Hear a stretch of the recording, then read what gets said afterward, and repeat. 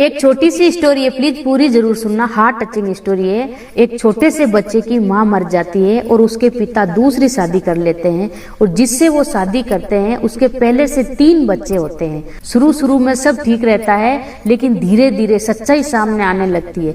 एक दिन बच्चा चुपचाप खाना खा रहा था तो उसके हाथ से थोड़े नीचे चावल गिर गए तो उसकी सौतेली माँ ने चिल्लाकर बोला कि कितना बदतमीज बच्चा है, ठीक से खाना ही नहीं खा पाता है। बच्चा डरते हुए बोला कि माँ गलती हो गई, मुझे माफ कर दो, लेकिन फिर भी वो सौतेली माँ को दया नहीं आती।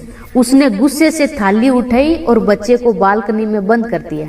यही रोज जब तक अकल नहीं आ जाती है। बाहर कड़ाके की ठंड थी और बच्चा कांप रहा था तो बच्चा बोला कि माँ मुझे बहुत ठंड लग रही है, लेकिन कोई नहीं आया। रात में पिता घर पे आया और खाना खाया और थका हुआ था, सो गया। उसे नहीं पता था कि उसका बेटा बालकनी में बंद है।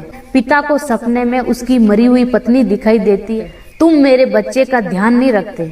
पिता घबरा के उठ जाता है और बोलता है कि बच्चा कहाँ है, तो उसकी पत्नी बोलती है कि खाना खा के सो गया, आप भी सो जाइए। तो पिता फिर सो जाता है, फिर वही सपना, तुम मेरे बच्चे का ध्यान नहीं रखते।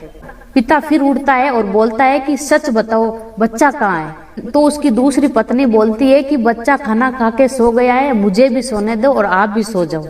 पिता चुपचाप सो जाता है। इस बार मरी हुई माँ कहती है कि तुम्हें जरूरत नहीं है, अब मैं मेरे बच्चे का ख्याल खुद रख लूंगी। पिता की नींद टूट जाती है और पिता घबराकर बालकनी की तरफ भागता है और जो देखता है उससे उसकी दुनिया टूट जाती है।